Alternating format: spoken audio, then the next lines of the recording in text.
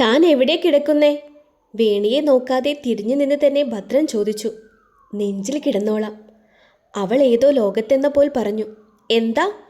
അവൻ സംശയത്തിൽ തിരിഞ്ഞു നോക്കി ചോദിച്ചു. എന്താ ചോദിച്ചേ? വേണിയൊന്ന് ഞെട്ടി പ്രസന്റിലേക്ക് തന്നെ വന്നു. താൻ എവിടെയാ കിടക്കുന്നേന്ന് അവൻ ചോദ്യം അവളുടെ നേർക്ക് നിന്ന് ആവർത്തിച്ചു. ഇവിടെ ഇപ്പോൾ 3-4 പേർക്ക് കിടക്കാനുള്ള സ്ഥലമുണ്ടല്ലോ. ഇനിയിപ്പോൾ കെട്ട് കഴിഞ്ഞ ഉടൻ ഒരു കട്ടിലിൽ ഒരാൾ വെച്ചേ കിടക്കാൻ പാടുള്ളൂ എന്ന് തറവാട്ടിൽ ആചാരം വല്ലതും ഉണ്ടാകുമോ? അവൾ കട്ടിലിലേക്കൊന്ന് തിരിഞ്ഞു നോക്കി സംശയത്തോടെ ആലോചിച്ചു. എന്നാ താൻ കട്ടിലിൽ കിടന്നോളൂ. എൻ്റെ കട്ടിലിലേക്കുള്ള നോട്ടം കണ്ടിട്ടാവണം ഞാൻ പായയിൽ കിടന്നോളാം. വേണ്ട, കട്ടിലിൽ കിടന്നോളൂ. അപ്പോൾ താൻ എവിടെ കിടക്കും? നെറ്റിച്ചുളിച്ച് സംശയത്തോടെ ഭദ്രൻ ചോദിച്ചു. ഞാൻ കട്ടിലിൻ്റെ ആ അറ്റത്തെങ്ങാനും കിടന്നോളാം. മുഖത്ത് നോക്കാതെ മുറിയിൽ കണ്ണോടിച്ചുകൊണ്ട് വേണി പറഞ്ഞു. വേണി പറഞ്ഞത് കേട്ടുകൊണ്ട് ഒരു നിശ്വാസത്തോടെ ഭദ്രൻ കട്ടിലിൽ കയറി കിടന്നു. ഇതിപ്പോ ഇങ്ങനെ വിരിഞ്ഞു കിടന്ന ഏത് വഴി ഞാൻ അപ്പുറത്തു പോകും? ചുമരിനോട് ചേർന്നിരിക്കുന്ന കട്ടിലിൽ നോക്കി അവൾ ചിന്തിച്ചു. ആലോചിച്ച് നിൽക്കാതെ ആ ലൈറ്റ് അണച്ച് കിടക്കാൻ നോക്ക്. ഗൗരവത്തോടെയുള്ള ശബ്ദം അവിടെ മുഴങ്ങി. ഓടിപ്പോയി ലൈറ്റ് അണച്ച് കട്ടിലിൻ്റെ ഒരു വശത്തൂടെ ഇഴഞ്ഞ് അവൾ തലയിണയിൽ മുഖം പൂഴ്ത്തി. വേറൊന്നുമല്ല, ഇരുട്ടിനോട് പണ്ടേ അത്ര ഇഷ്ടമല്ല, അത്ര തന്നെ. അതേ, ഉറങ്ങിയോ? ഇല്ല, പറഞ്ഞോ. എനിക്ക് ഇരുട്ട് പേടിയാ. ആ ബെഡ് ലാമ്പ് ഒന്നിടുമോ?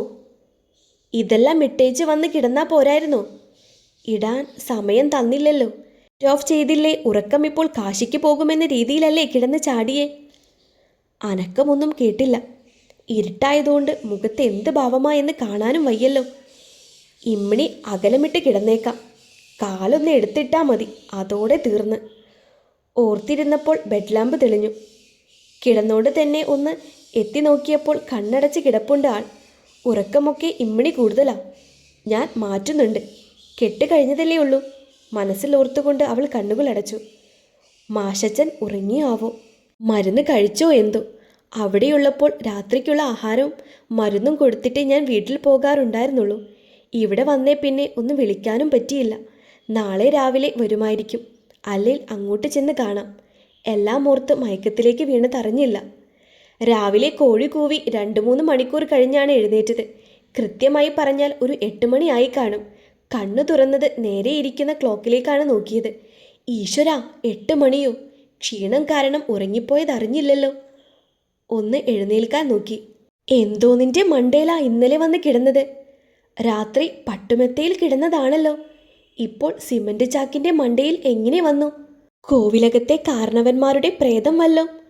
ആലോചനയോടെ വേണി നേരെ മുകളിലേക്കൊന്ന് നോക്കി. കൊള്ളാലോ കണി, കൊച്ചു കള്ളൻ. ഇങ്ങനെ കെട്ടിപ്പിടിച്ചാലോ എന്ന് പേടിച്ചിട്ടാ താഴെ കിടന്നോളാം എന്ന് പറഞ്ഞതല്ലേ? എഴുന്നേൽപ്പിച്ച് ചോദിച്ചാലോ? അതേ.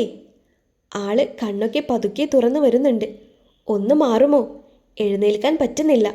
ആള് അറിയാതെ ചെയ്തതാണെന്ന് ഒന്നറിഞ്ഞോട്ടെ. കണ്ണു തുറന്ന് തന്നെ നോക്കി കിടക്കുന്ന ആളെ കണ്ട് ചെറിയ നാണത്തോടെ അങ്ങ് പറഞ്ഞു.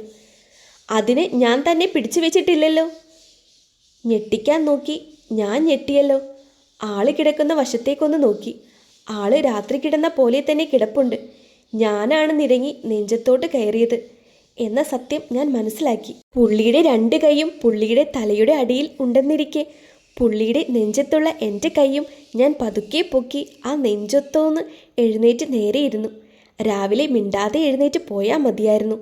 തിരിഞ്ഞു നോക്കാതെ ഓടി ബാത്റൂമിൽ കയറി മനസ്സിലോർത്തു. മാഷച്ചാ. രാവിലെ കുളിച്ചിറങ്ങി താഴെ വന്നപ്പോൾ ആള് ചായയും കുടിച്ചിരിപ്പുണ്ട്. എന്ത് പറ്റി മോൾക്ക്? വയ്യായിക വല്ലതും ഉണ്ടോ?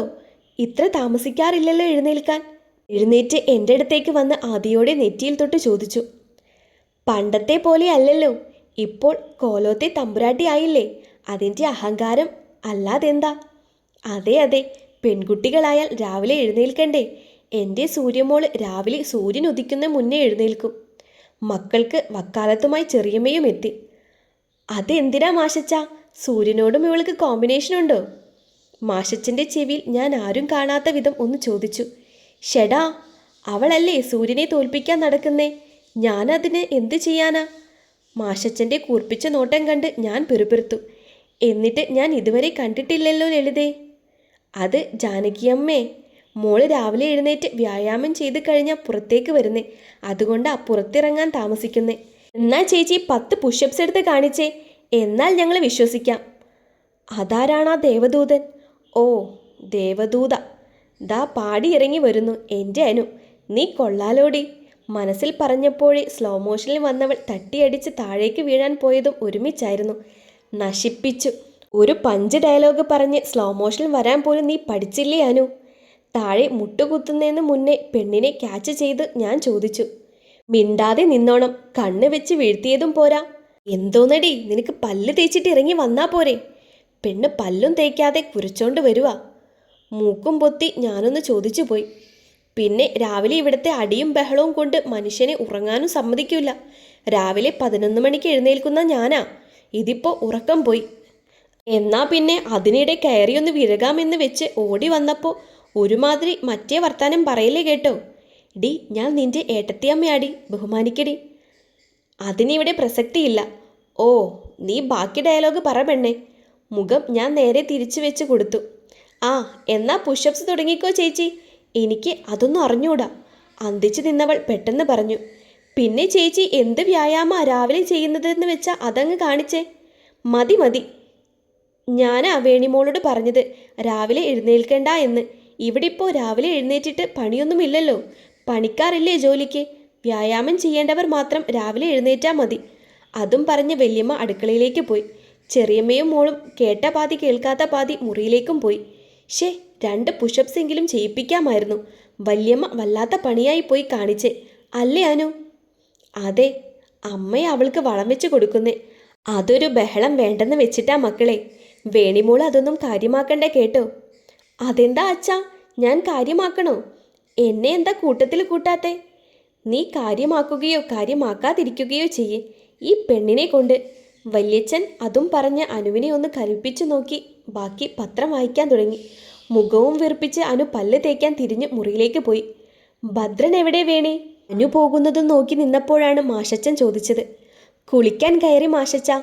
കുളി കഴിഞ്ഞിറങ്ങിയപ്പോൾ തന്നെ കൂർപ്പിച്ചു നോക്കിയ ഭദ്രനെ ഓർത്തുകൊണ്ട് അവൾ പറഞ്ഞു. ദാ മോളുടെ ഫോണ്. ഇന്നലെ കൊണ്ടുവന്നില്ലല്ലോ. മാഷച്ചൻ പോക്കറ്റിൽ നിന്ന് എടുത്ത് വേണിക്ക് നേരെ നീട്ടി. ഇതില്ലാത്തതുകൊണ്ട് മാഷച്ചൻ്റെ കാര്യം ഒന്നും അറിയാൻ പറ്റില്ല. മരുന്ന് കഴിച്ചില്ലേ രാത്രി? ഫോൺ മേടിച്ചുകൊണ്ട് മാഷച്ചനെ നോക്കി ചോദിച്ചു. അതൊക്കെ കഴിച്ചു. മോളിവിടെ ഓക്കെ ആണോ? ഞാൻ ചായ എടുക്കാം മാഷച്ച. മറുപടി കൊടുക്കാൻ പോയപ്പോഴേക്കും പടിയിറങ്ങി വരുന്ന ഭദ്രനെ കണ്ടവൾ അടുക്കളയിലേക്ക് ഓടിയിരുന്നു.